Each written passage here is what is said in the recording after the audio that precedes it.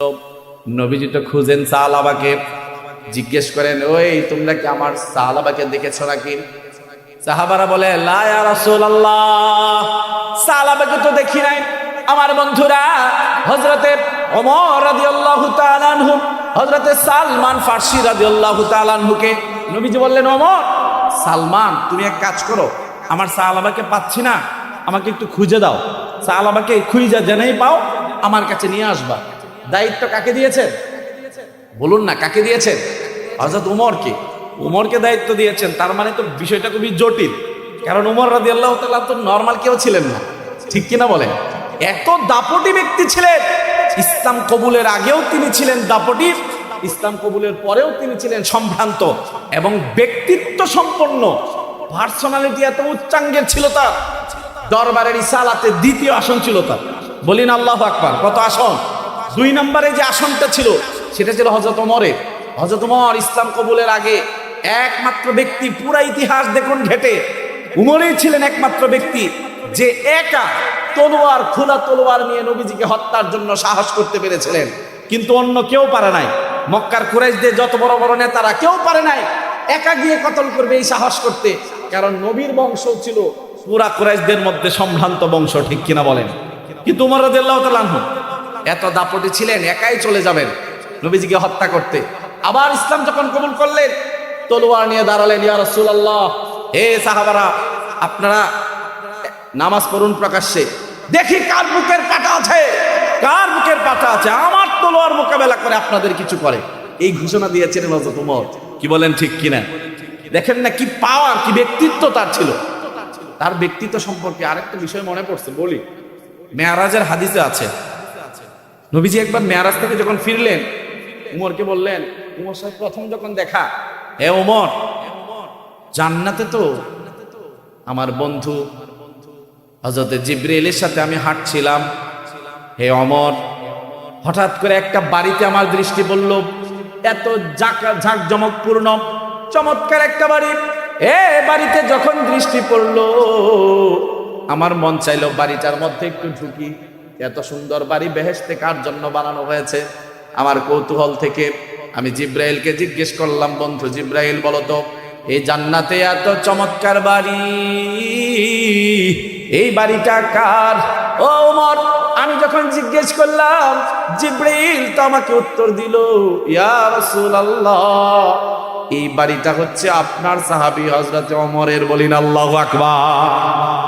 উমর, তোমার জন্য জান্নাতে এত বড় বাড়ি, এত সুন্দর জাঁকজমকপূর্ণ বাড়ি। কথাটা বুঝতেছেন? হ্যাঁ, কেমন ব্যক্তিত্ব সম্পন্ন মানুষ, দুনিয়াতে জীবিত আছে আর রাসূল সাক্ষী দিচ্ছেন, উমর, তোমার বাড়ি আমি জান্নাতে দেখে আসছি। উমর রাদিয়াল্লাহু তাআলা কি করেন জানেন? উমর রাদিয়াল্লাহু তাআলা কয়, ইয়া রাসূলুল্লাহ, আপনি কি আমার বাড়িতে একটু ঢুকছিলেন? একটু ঢুকে দেখতেন না বাড়িটা কেমন?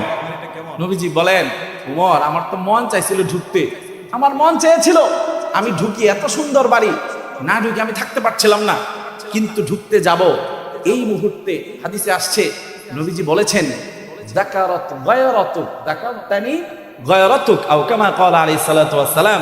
নবীজি বলেন, ওমর, আমি ঢুকতে যাব, আমার মন চাচ্ছিল, কিন্তু গায়রাতুক, যাকারতানি গায়রাতুক, তোমার যে ব্যক্তিত্ব, ওই ব্যক্তিত্ব আমার স্মরণ হয়ে গিয়েছিল যে উমর পুরা আরবের মধ্যে এত ব্যক্তিত্ব সম্পন্ন একজন মানুষ, তার বাড়িতে তার আগে আমি কি করে ঢুকি? বলিন আল্লাহু আকবার। তোমার ব্যক্তিত্ব আমার মনে পড়ে গেছে, ঠিক কারণে আমি ঢুকি নাই। আল্লাহু আকবার বলবেন না? দেখুন কি ব্যক্তিত্ব। কিন্তু এত বড় ব্যক্তিত্ব সম্পন্ন মানুষ, অহংকার ছিল? বলুন না, অহংকার ছিল? কোনো অহংকার ছিল না, কোনো অহংকার ছিল না। দেখুন না, হযরত বেলাল, বেলালকে তো চিনেন সবাই, বেলাল রাদিয়াল্লাহু তাআলা আনহু, আল্লাহু আকবার, কি কষ্টটা নিয়ে করছেন ইসলামের জন্য।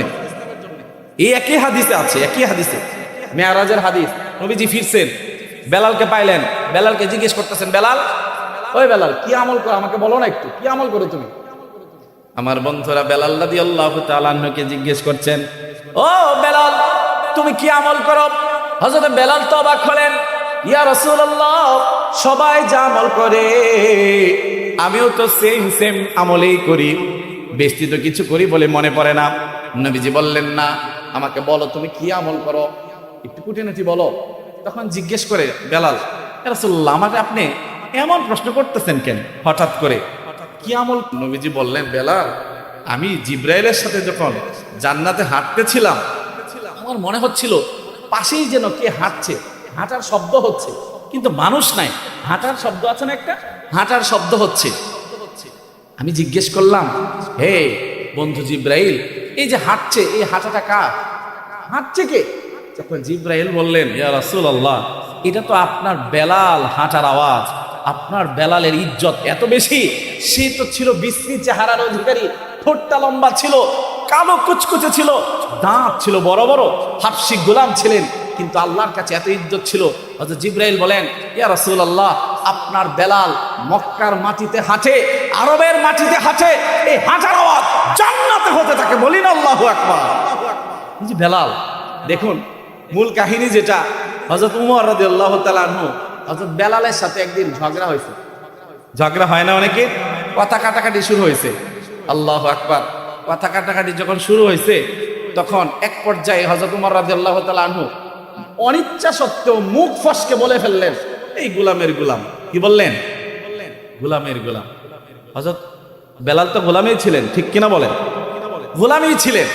আমরা কিন্তু যখন ঝগড়া করি, রিকশাওয়ালা আর বাড়িওয়ালা দুইজন যদি ঝগড়া করে, দেখবেন হ্যাঁ, দুই কথা পরেই বলে, এই ছোট লোক, বলে কিনা বলেন? ঝগড়া করলে আমরা মানুষের মূলের দিকে ফিরে যাই, ঠিক কিনা বলেন? হযরত ওমরও ন্যাচারালি অনিচ্ছা সত্ত্বেও বলে ফেললেন, গোলামের গোলাম। এই কথা যখন উনি বলছেন, হযরত বেলাল স্টপ হয়ে গেলেন, আর কোনো কথা বলেন না। উনি কেমন জানি মনটা খুবই একদম ভারাক্রান্ত হয়ে গেল। উনি বলতেছিলেন, হে ওমর, ঠিকই বলেছ, আমি তো গোলামি, আমি তো গোলামি। তুমি আমার মূল বিষয়টা স্মরণ করিয়ে দিয়েছ, আমি গোলাম, কিন্তু তুমি এভাবে আমাকে বলেছ, আমার খুব কষ্ট লাগছে। ওরে ওমর, তোমরা যখন খুব খুশিতে ছিলা, তোমরা যখন সুখে ছিলা, মক্কার মধ্যে কত সুখে ছিলা, আমি বেলাল ইসলাম কবুলের কারণে উমাইয়া ইবনে খালফ আমাকে যেই পরিমাণ শাস্তি দিয়েছে, তুমি তো দেখেছো। আমার কানের মধ্যে আমার কান ছিদ্র করে রশি বেঁধে যুবকেরা মক্কার মরুভূমিতে টেনে হেঁচড়ে নিত, আমার পিঠের চামড়া খসে গিয়ে পিঠের মধ্যে বালির একদম ল্যাপ হয়ে যেত। ও বেলাল, তখনও কিন্তু আমি আল্লাহকে ডেকেছিলাম, তখনও আমি বলেছিলাম আহাদ আহাদ আহাদ, একবারও আমি রাসূলের ধর্ম ছাড়ি নাই। ও ওমর, তখন কিন্তু তোমরা খুব সুখে ছিলে, আমি তো গোলামি। নানান কথা বলতেছিলেন আর উনি অভিযোগ করছিলেন। এক পর্যায়ে হযরত বেলাল বলে, দাঁড়াও, নবীজির কাছে বিচার দিব। কি কয়? নবীজির কাছে বিচার দিব। উনি চললেন নবীজির দরবারে। যখন এই কথা বললেন রাসূলের কাছে বিচার দিব, তখন হযরত ওমর কিন্তু একদম সর্বনাশ। নবীজির গিয়া যদি বলে আমি বকা দিছি, আস্তাগফিরুল্লাহ আস্তাগফিরুল্লাহ। আমার বন্ধুরা, বেলাল রাদিয়াল্লাহু তাআলা আনহু চলে গেলেন রাসূলের দরবারে। রাসূলের দরবারে গিয়ে বললেন পুরা কাহিনী। নবীজি বললেন, ঠিক আছে, তুমি যাও। সাথে সাথে হযরত ওমর উপস্থিত। হযরত ওমর নবীজির দরবারের দ্বিতীয় আসনটিতে উনি বসেন, নবীজির বাঁ পাশে। হযরত ওমর গিয়ে বসলেন। নবীজি সাল্লাল্লাহু আলাইহি ওয়াসাল্লাম চেহারাটা ঘুরায় নিলেন। আবার হযরত ওমর উঠেন, উঠে গিয়ে এই পাশ দিয়ে বসলেন নবীজির ডান পাশে। যখন বসলেন, আমার বন্ধুরা হাদিসে আসছে, নবীজি আবার চেহারাটা ঘুরায় নিলেন। নবীজি এরকম করছিলেন। হযরত ওমর রাদিয়াল্লাহু তাআলা আনহুর বুঝার আর বাকি রইল না, এটার জন্য আমাকে মাপ চাইতে হবে বেলালের কাছে। কি বলেন, ঠিক কিনা? উনি বারবার মুখ ঘুরিয়ে নিচ্ছিলেন আর বলছিলেন, মান আযা বিলালান ফাকাদ আযানি, আও কামা ক্বাল আলাইহিস সালাতু ওয়াস সালাম। নবীজি বললেন, একবারও বললেন না, এই ওমর, তুমি এটা করছো কে, তুমি এটা করছো কে, হ্যাঁ, তুমি বকা দিছো কে, এগুলো বলেন নাই। বরং উনি কি বলছেন, মান আযা বিলালান, যেই বেলালকে কষ্ট দিবে সে যেন আমাকে কষ্ট দিল, ফাকাদ আযানি, আমাকে কষ্ট দিল। সম্মানিত সুধী, দেখেন নবীজির টেকনিক, আখলাক কাকে বলে। সরাসরি হযরত ওমরকে এভাবে বলেন নাই, কারণ ওমর তো নর্মাল ছিলেন না, খুবই দাপটি ব্যক্তিত্ব সম্পন্ন মানুষ ছিলেন, যদি ইসলাম কবুল করেছেন। আমার বন্ধুরা, এই কথা যখন রাসূল বললেন, হযরত ওমর দৌড় দিলেন, উনি চলে গেলেন। হযরত বেলাল রাদিয়াল্লাহু তাআলা আনহু যেই দিক দিয়ে চলতেন, মসজিদে নববীতে আসা যাওয়া করতেন, এখনো আছে। যারা উমরায় গেছেন, হজে গেছেন, দেখবেন বেলাল গেট আছে না নাই? বেলাল গেট আছে মসজিদে নববীর এক পাশে। অর্থাৎ এই রাস্তার মাথায় বেলাল রাদিয়াল্লাহু তাআলা আনহুর বাড়ি ছিল। উনি এখানে থাকতেন, এই গলিতে আসা যাওয়া করতেন মসজিদের নববীতে। এই কারণে এই গেটের নামে কি বেলাল গেট। আল্লাহু আকবার, আল্লাহু আকবার।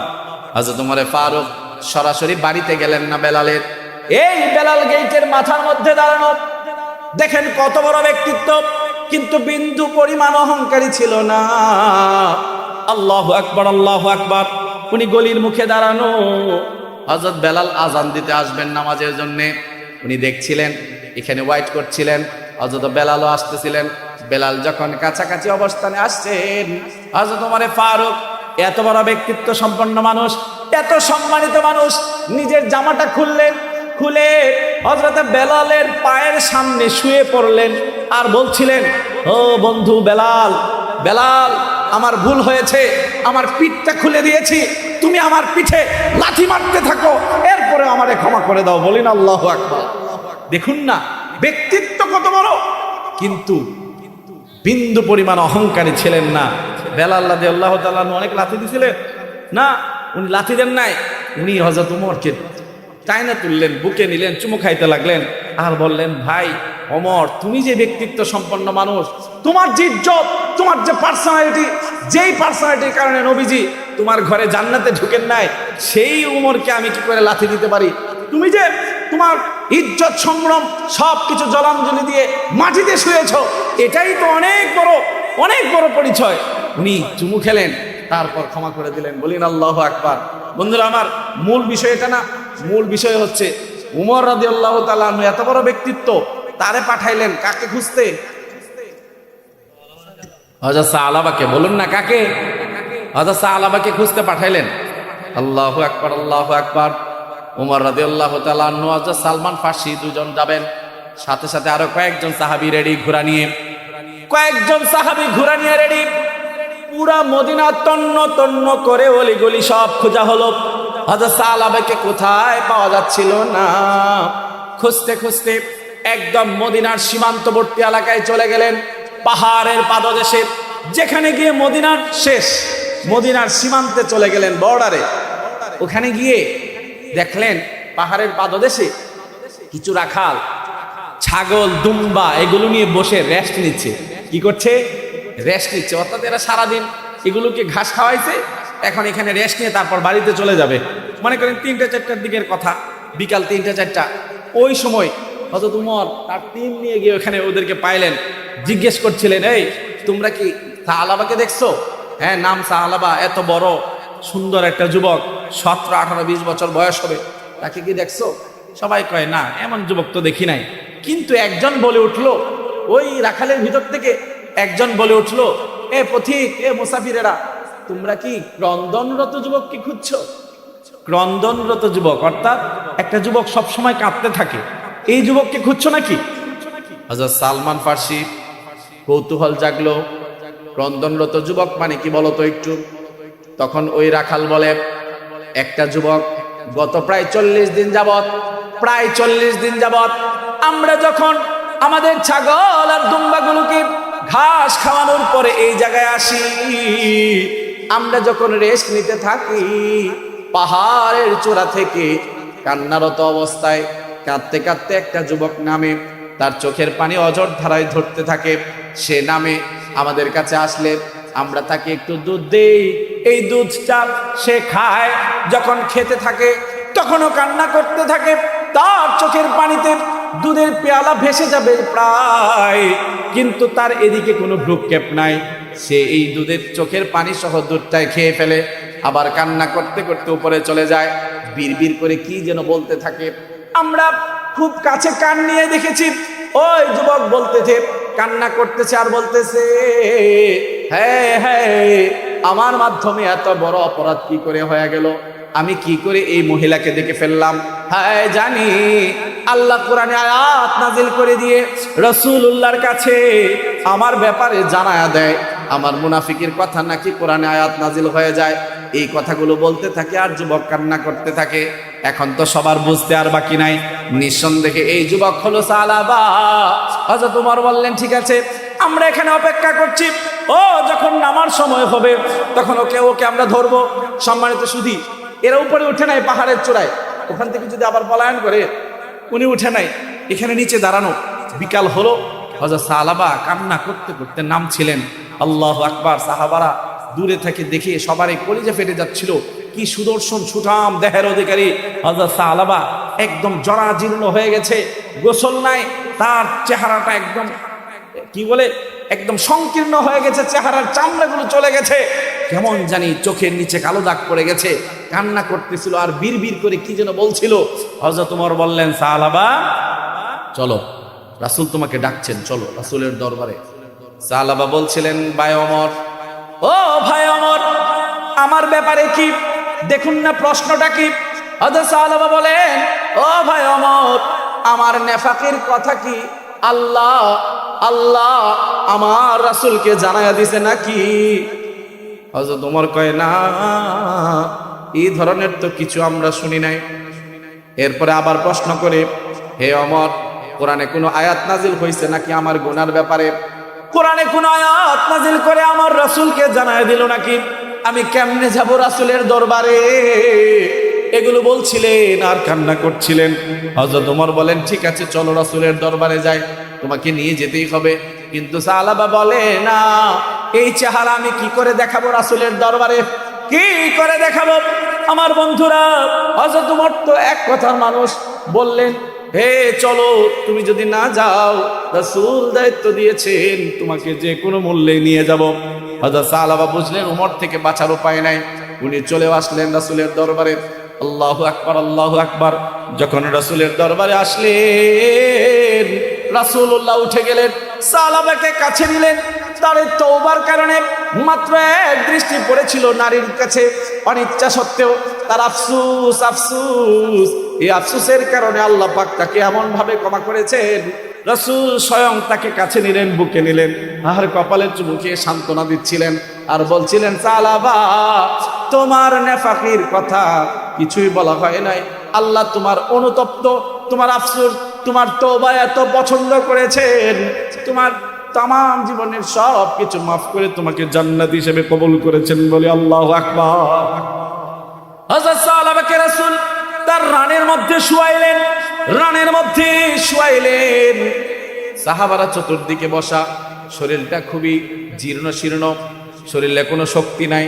সালাবা বিড়বিড় করে বলছিলেন, ইয়া রাসূলুল্লাহ, ইয়া রাসূলুল্লাহ, ইয়া হাবিবাল্লাহ, আমার শরীরের চামড়া আর গোশতের মাঝখান দিয়ে কি যেন পিঁপড়ার মতো হাঁটছে, আমার চামড়া আর গোশতের মাঝখান দিয়ে পিঁপড়ার মতো কি যেন হাঁটছে, আমার খুবই যন্ত্রণা হচ্ছে। ওগো রাসূল, এটা কি হতে পারে? রাসূলুল্লাহ বললেন, আর কান্না করছিলেন, চোখ দিয়ে পানি ঝরছিল। রাসূলুল্লাহ বললেন, ওরে আমার সালাবা, মৃত্যুর ফেরেশতা চলে এসেছে, ও সালাবা কালিমা পড়ে নাও। রাসূলুল্লাহ নিজে কালিমা পড়লেন, সকল সাহাবারা পড়লেন।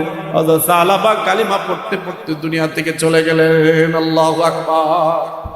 আমার বন্ধুরা, যখন সাহাবা ইন্তেকাল করলেন, রাসূলুল্লাহ কান্না করছিলেন, নিজে চোখের পানি ঝরছিল। এরপরেও তিনি তার কলিজার টুকরা সাহাবীকে নিজের হাতে গোসল দিলেন, দাফন করতে কবরে নিয়ে যাবেন। হাদিসে আসছে, সালাবা রাদিয়াল্লাহু তাআলা আনহুর দাফনের সময় রাসূলুল্লাহ পিছন দিক থেকে যখন হাঁটছিলেন, পা ফেলছিলেন টিপে টিপে, মনে হচ্ছিল যেন খুব ভিড়ের মধ্যে হাঁটছেন।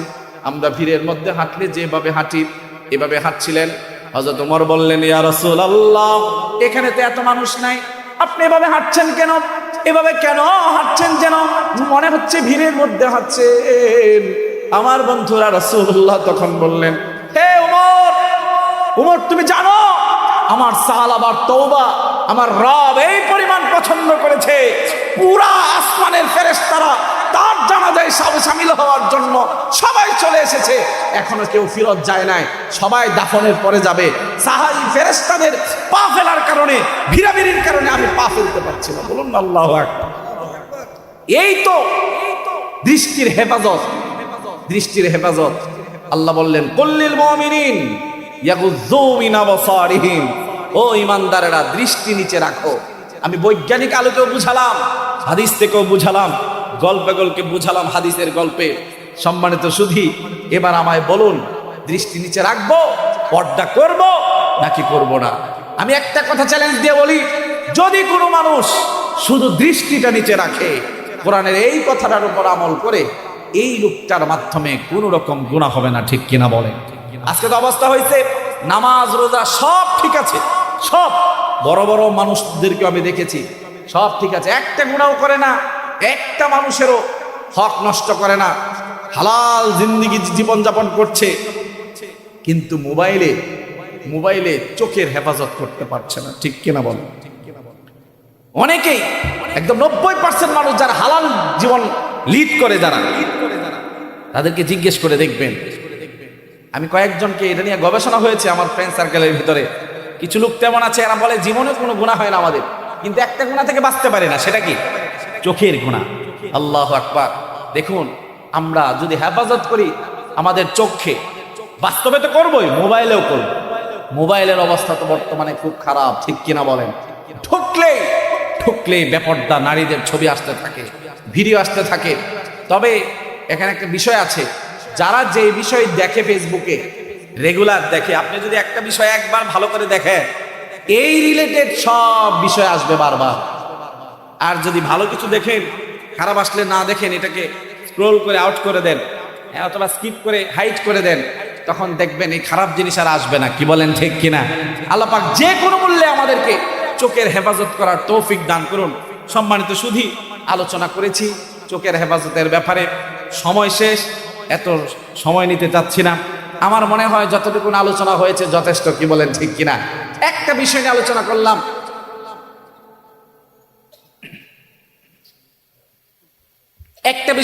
করলাম, সেটা হলো চোখের হেফাজত। যদি আমরা চোখের পর্দা করতে পারি, এখন আমাকে বলুন, পর্দা শুধু নারীরা করবে নাকি? পর্দা কারা আগে? পুরুষরা আগে, নারীরা পরে, নারীরা সেকেন্ড। যদি পুরুষরা আল্লাহর কথা মেনে পর্দা পালন করা শুরু করে, নারীরা তো অটোমেটিক পর্দা করবে। ঠিক কিনা বলেন? দেখবেন সমাজে প্র্যাকটিক্যাল, গ্রামের অবস্থা আমি বলি, কিছু কিছু মানুষ আছে, কিছু কিছু হুজুর আছে অথবা ইমাম সাহেব অথবা মুরব্বী, যারা ধার্মিক হুজুর মানুষ, তাদের সাথে মহিলারা একদম সুন্দর করে, বেপর্দা নারী যখন সামনে পড়ে যায়, একদম ঘুমটাটা দিয়ে মাথাটা, তারপর তাকে আউট করে যায়। কি বলেন? ঠিক কিনা? তাকে পাস করে যায়। কেন? কারণ এই পুরুষটা, এই হুজুর কখনো বেপর্দাভাবে নারীদের সাথে কথা বলে না, এটা ওই নারীর মাথায় আছে না নাই? এই কারণে সে কি করে ওই হুজুরের সাথে সুন্দর ঢাকে, কিন্তু হুজুর চলে গেলে আবার সবার সাথে কোনো পর্দা নেই। তার মানে হুজুরটাই শুধু পুরুষ, আর কেউই পুরুষ না নাকি? সবাই তো পুরুষ।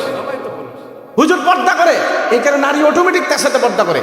আমরাও যদি পর্দা শুরু করি, এটা প্র্যাকটিক্যাল, আমরা যদি আগে, আল্লাহ বলেছেন আমাদেরকে আগে, আমরা যদি আগে পর্দা শুরু করি, নারীরা অটোমেটিক পর্দা করবে। ঠিক কিনা বলেন? কোনো দেবর বাড়িতে যদি ভাবির সামনে না যায় একদিন দুই দিন, আর ভাবিকে যদি সম্মানের সাথে বলে, ভাবি পর্দা করা তো ফরজ, সামনে আসা যাব না, যাই করেন পর্দার আড়ালে থেকে যত সেবা করা যায়, খাবার দাবার বাইরে দেওয়া যায়, আমি চ্যালেঞ্জ দিয়ে বলি, ভাবি অবশ্যই সম্মান করবে। ঠিক কিনা বলেন? এমন সম্মান বোধ আমাদের নারীদের মধ্যে আছে, কিন্তু কোরআনের কথা মেনে আমাদের প্রথম উদ্যোগ নিতে হবে। এখন আমায় বলুন, পুরুষরা আমরা পর্দা করব কিনা? বলুন না, পর্দা করব কিনা? একটু হাত উচ্চ করে আল্লাহকে দেখায়, সবাই পর্দা করতে চেষ্টা করব, বলে আল্লাহু আকবার। আল্লাহ পাক সবাইকে একসাথে জান্নাত দান করুন, বলে আমিন। সম্মানিত সুধী, এটা হলো একটা বিষয়, চোখের হেফাজত। চোখের হেফাজত যদি থাকে, আরেকটা বিষয় যদি আমাদের ঠিক থাকে, বেহেশতে যাওয়া সহজ। ওইটা বলবো। আরেকটা বিষয়, সেটা হচ্ছে নামাজ। সেটা কি? নামাজ। দেখুন, আমি ছোট্ট করে 5 মিনিট বলবো, তারপর শেষ করব। নামাজ কিন্তু, আমি আমার ভাষায় বলি, নামাজ কিন্তু ইবাদত না। নামাজ কি না? এখন আপনার টাস্কি খাওয়া যাবেন যে কি কয় হুজুরে, নামাজ ইবাদত না, নামাজ হচ্ছে ডিউটি। নামাজ কি? ডিউটি। কিভাবে আমি বুঝাই? দেখুন, নামাজ ঈমান আনার পরে সর্বপ্রথম যে কাজটা আমাদের উপর ফরজ হয়, সেটা কি? একজন কালিমাতু শাহাদা পড়লো, অটোমেটিক নামাজ চলে আসলো। নামাজের টাইম তো হয় নাই, তাহলে নামাজ কেন কি করে চলে আসলো? মানে ঈমান আনলো, নামাজ প্রথম যে ইবাদত ফরজ, তার উপর প্রথম যে কাজটা, কালিমাতু শাহাদা পরে ঈমান আনার পরেই প্রথম যে কাজটা তার উপর লাজেম হয়, সেটা হলো হজ নাকি? না, নামাজ। তো কেন ঈমানের সাথে নামাজের রিলেশন কেন? তার মানে হচ্ছে একটা মানুষ ঈমান আনলো, এই ঈমানটাকে জীবিত রাখার জন্য আল্লাহ পাক যে ডিউটি দিয়েছেন সেটা হচ্ছে নামাজ। বলুন না সেটার নাম কি? নামাজ। এটা নিয়ে আমার বড় একটা লেকচার আছে, একদম বিজ্ঞানের আলোকে বড় একটা লেকচার। ওইটা দিলে আরো 1-1.5 ঘন্টা সময় দরকার, সময় তো নাই। আল্লাহ যদি কোনোদিন কবুল করেন আবার হবে ইনশাল্লাহ। কি বলেন, ঠিক কিনা? নামাজ সম্পর্কে একটু আপনাদের বলি সম্মানিত শুধু। আমি নামাজকে আরো অনেক বড় বড় মনীষীদের দেখেছি ওনাদের কিতাবে নামাজকে ডিউটি বলেন ওনারা।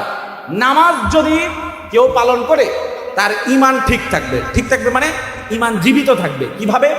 মনে করেন আমাদের 3.5 হাত বডি, এই বডিকে জীবিত রাখতে হলে, বডিকে সচল রাখতে হলে আমরা কি করি?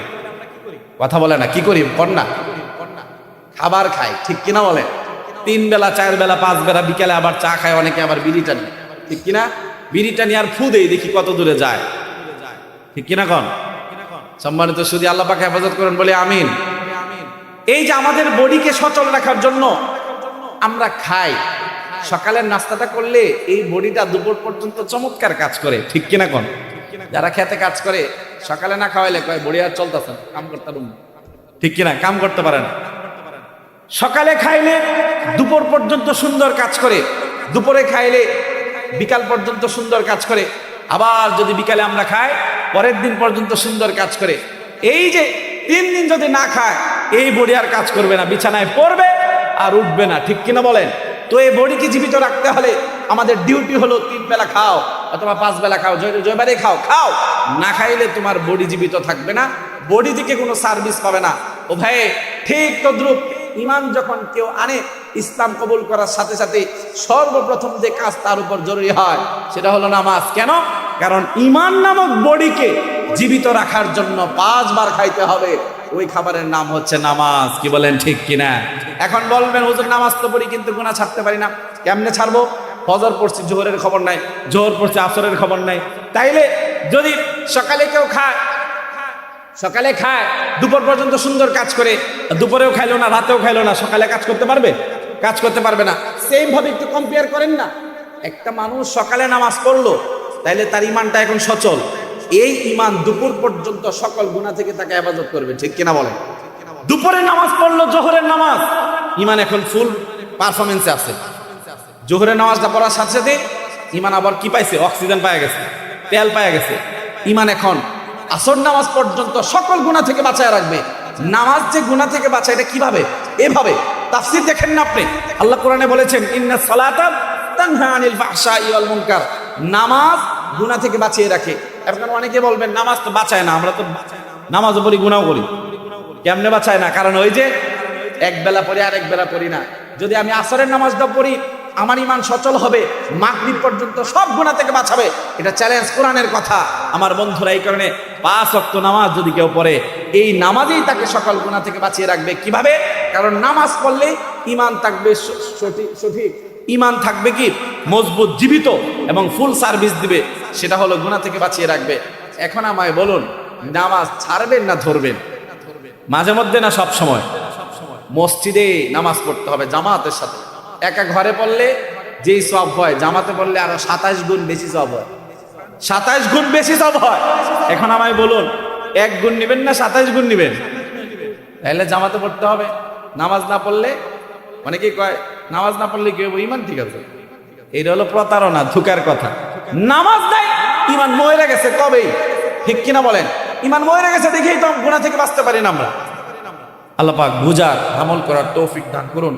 নামাজটাকে জীবিত রেখে তারপর ঈমানটাকে ঠিক রাখার তৌফিক দান করুন। নামাজ যদি জীবিত থাকে, নামাজ যদি পড়ি, ঈমান জীবিত থাকবে। আর ঈমান যখন জীবিত থাকবে, ঈমান সচল অবস্থায় হারাম বাদ দিয়ে যত হালাল কাজ করব, সব কাজে ইবাদত হবে, শুধু নামাজ ইবাদত না। আপনি বাজার করতেছেন, বাজারে যাচ্ছেন, ঈমান ঠিক আছে, এখন বাজার করবেন, এটাও সওয়াব হবে, ঠিক কিনা বলেন? রাসূলুল্লাহ বলেছেন ঘরের কাজ যদি নারীরা করে ওইটাও সদকার সওয়াব হবে। কখন? যদি ঈমান সচল থাকে। আল্লাহ পাক বুঝার, আমল করার তৌফিক দান করুন। যাই আলোচনা করলাম, আদর্শ মেনে, কোরআনের বিধানকে আদর্শ মেনে আমল করার তৌফিক দান করুন আমাকে, আমার আপনাদের সবাইকে। এর মাধ্যমে নাজাতের ওসিলা হিসেবে কবুল করুন। হাযা ওয়া আখিরু দাওয়ানা।